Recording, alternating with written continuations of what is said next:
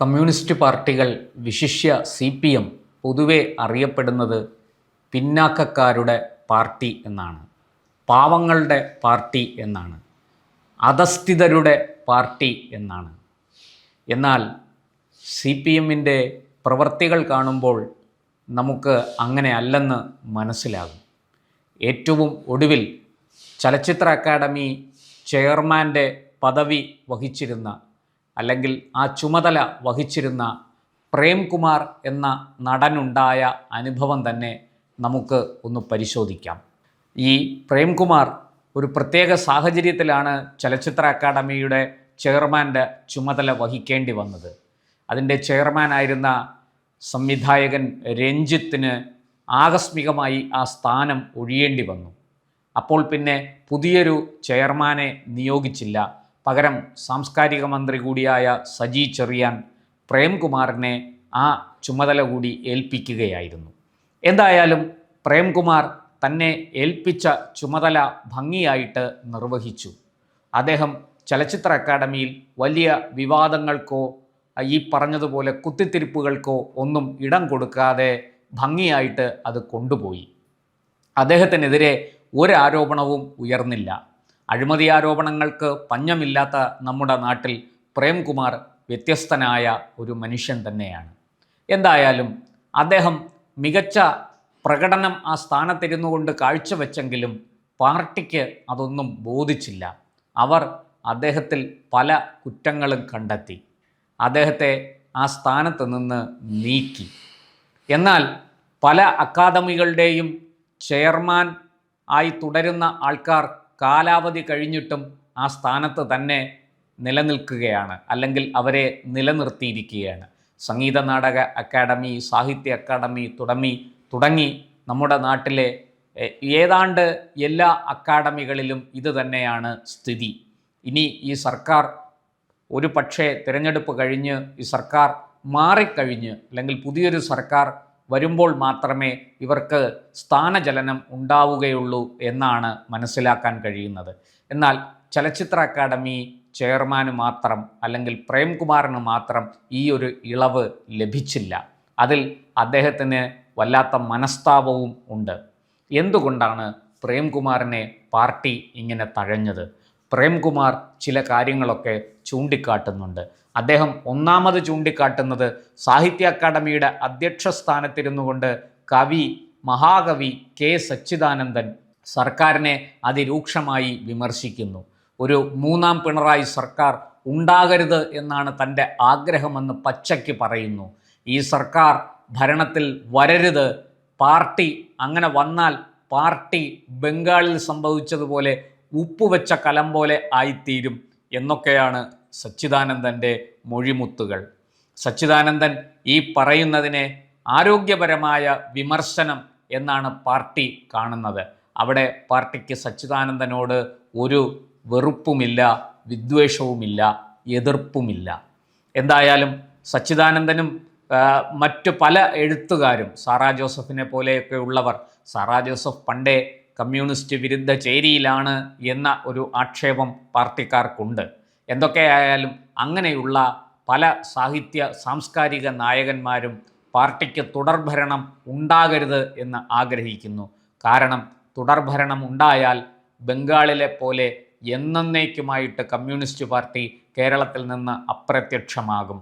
അത് തങ്ങൾക്കൊരിക്കലും നല്ലതല്ല, അല്ലെങ്കിൽ തങ്ങളുടെ അടുത്ത തലമുറയ്ക്കും അത് നല്ലതല്ല. പിൻഗാമികളായി വരുന്ന സാഹിത്യ സാംസ്കാരിക നായകർക്കും അത് വലിയ ദോഷം ചെയ്യും.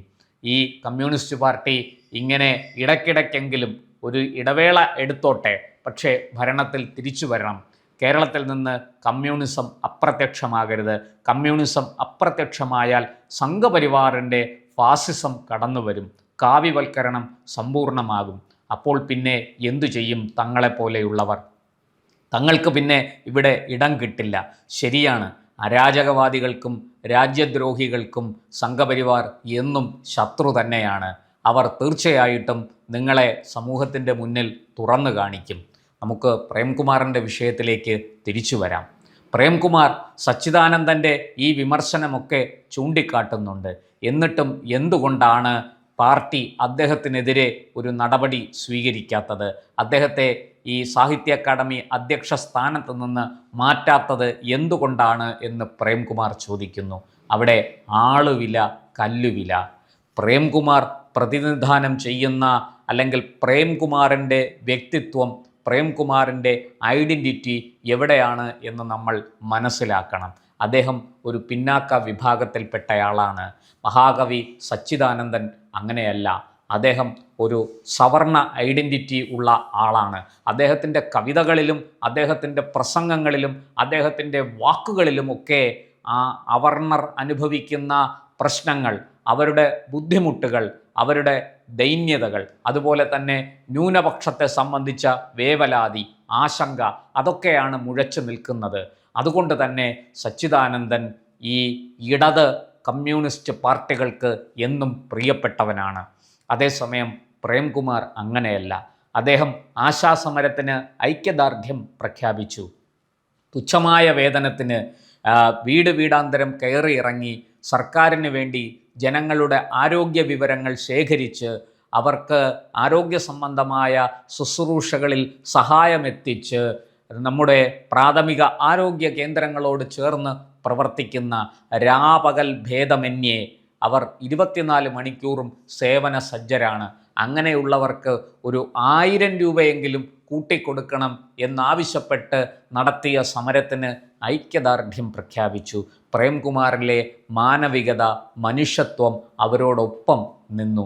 അതുപോലെ നിലമ്പൂർ ഉപതെരഞ്ഞെടുപ്പിൽ കൂടുകൂടായിട്ട് സാഹിത്യകാരന്മാരും സാംസ്കാരിക നായകന്മാരും ഒക്കെ പോയി ഇടതുപക്ഷത്തിന് വേണ്ടി, CPM-ന് വേണ്ടി പ്രചാരണ പര്യടന പ്രവർത്തനങ്ങളിൽ ഏർപ്പെട്ടു. പ്രേംകുമാർ പോയില്ല. അങ്ങനെ അദ്ദേഹം തിരഞ്ഞെടുപ്പ് പ്രചാരണത്തിൽ നിന്ന് ഒഴിഞ്ഞു നിന്നു. ഇതൊക്കെയാണ് പ്രേംകുമാറിനെതിരായ കുറ്റങ്ങൾ. പ്രേംകുമാറിനെതിരായ കുറ്റപത്രത്തിൽ രേഖപ്പെടുത്തിയിരിക്കുന്നത് ഇതൊക്കെയാണ്. പോരെ, ഇതിനപ്പുറം എന്തു വേണം? സാംസ്കാരിക മന്ത്രിക്ക് ആകെ ചൂട് കൂടി. പ്രേംകുമാർ ഇനി തുടരണ്ട, അദ്ദേഹത്തിൻ്റെ കാലാവധി കഴിഞ്ഞിരിക്കുന്നു എന്ന് പ്രഖ്യാപിച്ചു. ഇതാദ്യമൊന്നുമല്ല.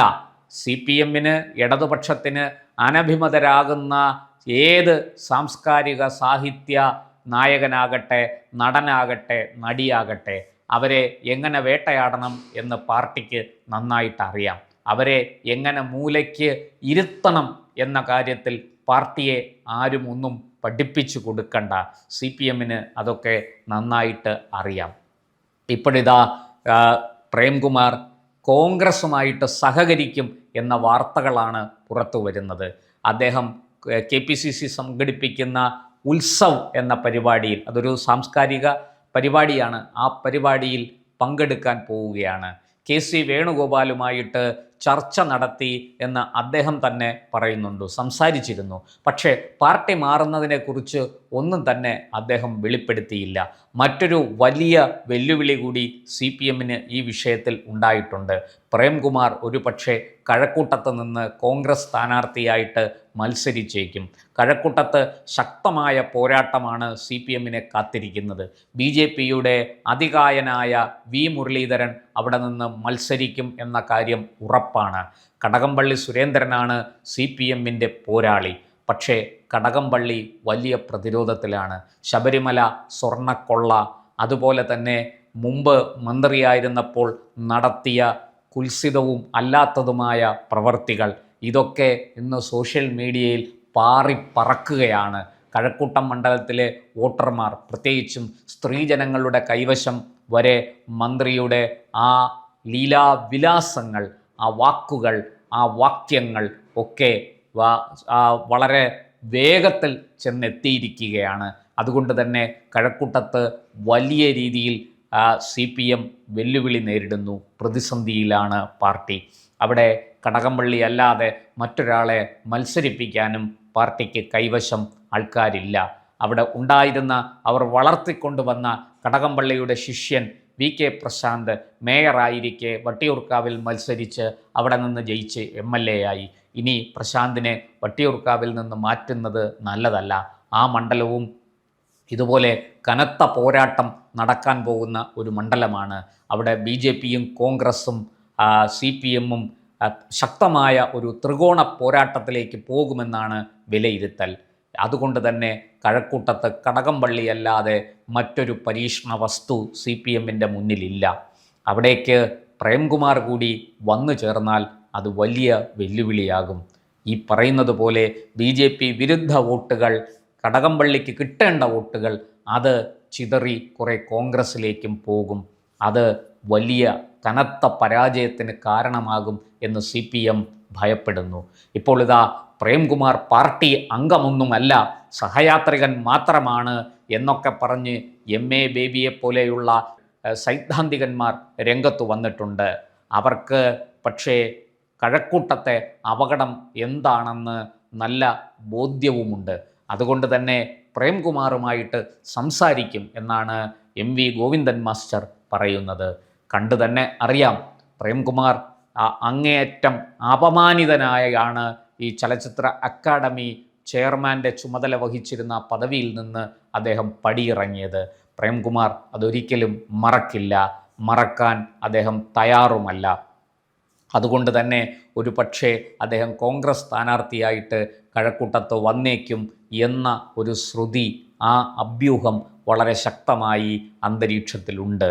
കണ്ടു തന്നെ അറിയാം കഴക്കൂട്ടത്ത് എന്താണ് സംഭവിക്കുക എന്ന്. അതുപോലെ തന്നെ CPM സഹയാത്രികരായ സാംസ്കാരിക സാഹിത്യ നായകന്മാർക്ക് മറ്റൊരു മാനദണ്ഡം കൂടിയുണ്ട്. അവർ സവർണരായിരിക്കണം. അവർണരാണെങ്കിൽ അവരെ പാർട്ടിക്കെതിരെ ശബ്ദിച്ചാൽ, പാർട്ടിക്കെതിരെ നിലപാടെടുത്താൽ, പാർട്ടിയുടെ തിട്ടൂരങ്ങൾ അനുസരിക്കാതെ വന്നാൽ അവരെ വെടിപ്പിച്ച് പുറത്താക്കും, അല്ലെങ്കിൽ അകറ്റിക്കളയും. അതേസമയം സവർണരാണെങ്കിൽ അവർക്ക് പാർട്ടിയെ വിമർശിക്കാം, അവർക്ക് പാർട്ടിയെ കുറ്റം പറയാം, പാർട്ടിയെ തിരുത്താം. അതൊക്കെ പാർട്ടി സഹിക്കും. ചോദിക്കുമ്പോൾ അവർണരുടെ പാർട്ടിയാണ്, പാവങ്ങളുടെ പാർട്ടിയാണ്, പിന്നാക്കക്കാരുടെ പാർട്ടിയാണ്. പക്ഷേ പ്രവൃത്തിയിൽ സവർണരുടെ പാർട്ടിയാണ്, ഉന്നത കുലജാതിക്കാരുടെ പാർട്ടിയാണ്. അവർക്കു വേണ്ടി ആ മാടമ്പിത്തരം കൃത്യമായിട്ട് കാണിക്കാൻ തയ്യാറായിരിക്കുന്ന ഒരു കൂട്ടം ആൾക്കാരുടെ സങ്കേതമാണ് കമ്മ്യൂണിസ്റ്റ് പാർട്ടി എന്ന് പറയേണ്ടിയിരിക്കുന്നു. പ്രേംകുമാറിന് നേരിടേണ്ടി വന്നത് അതിൻ്റെ ഏറ്റവും ഒടുവിലത്തെ ഉദാഹരണം മാത്രം. കൂടുതൽ വാർത്തകളും വിശേഷങ്ങളും നേരിട്ട് ലഭിക്കാൻ ജനങ്ങളിൽ നിന്ന് ജനങ്ങളിലേക്ക് ജനഭൂമി ന്യൂസ് സബ്സ്ക്രൈബ് ചെയ്യൂ. ബെൽ ബട്ടൺ അമർത്താനും മറക്കരുത്.